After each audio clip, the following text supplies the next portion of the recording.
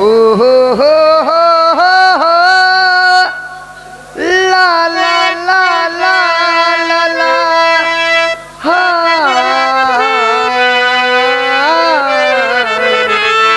अरे जीता था जिसके लिए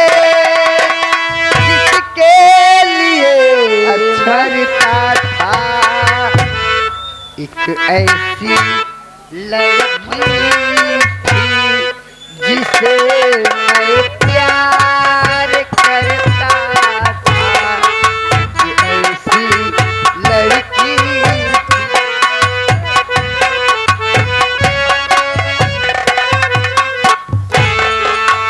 जीती थी जिसके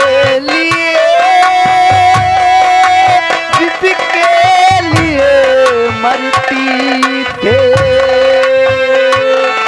एक ऐसा वो लड़का था जिसे मैं प्यार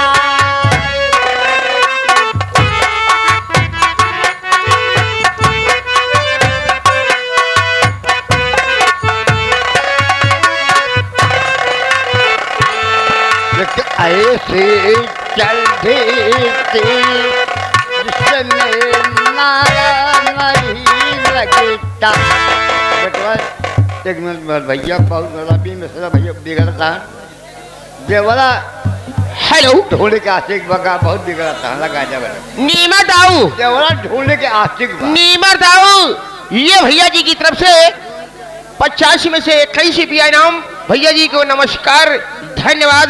और नीमा दाऊ के लिए तुम क्या कहना चाहती हो? जी लेकिन देखिए मैं उनके लिए कहने का एक मिनट माननीय श्रीमान श्याम बिहारी ये भैया भवानीपुर 11 रुपए का उपकार हुआ है और कई बार पैसा दे चुका है लेकिन फरमाइश ना है मैडम। मनोर श्रीमान अनिल भैया बड़गांव वाले मनोर श्रीमान अनिल भैया बड़गांव वाले 21 रुपया 200 की नोट से 21 रुपया पुरस्कार हमारी पार्टी हार्दिक स्वागत करती है। कहना क्या है आपका? कई बार पैसा दे चुका है लेकिन फरमाइश ना है प्यार झूठा सही दुनिया को दिखाने आ जाए।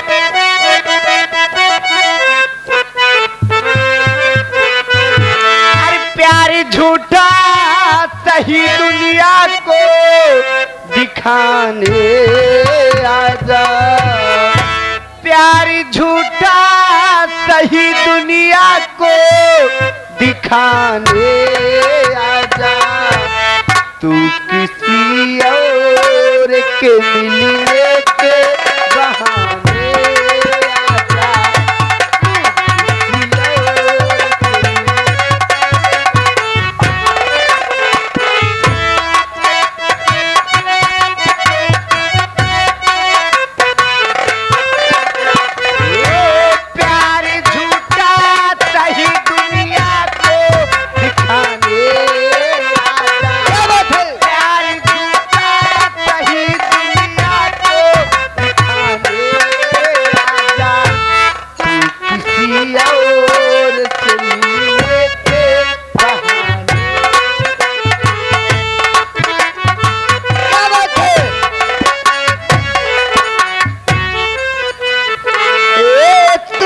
कहती थी अपनी जान भी दे दूं ये जान क्या चीज है ईमान भी दे दूं। हेलो हेलो ए मनोर श्रीमान अनिल कुमार लोहिया नगर ए भैया 11 रुपया आपके लिए 11 रुपया हमारी पार्टी हार्दिक स्वागत है। मास्टर जी कहना क्या है? ए तू तो कहती थी अपनी जान भी दे दूंगा मैं जान क्या चीज है ईमान भी दे दूंगा इससे बेहतरीन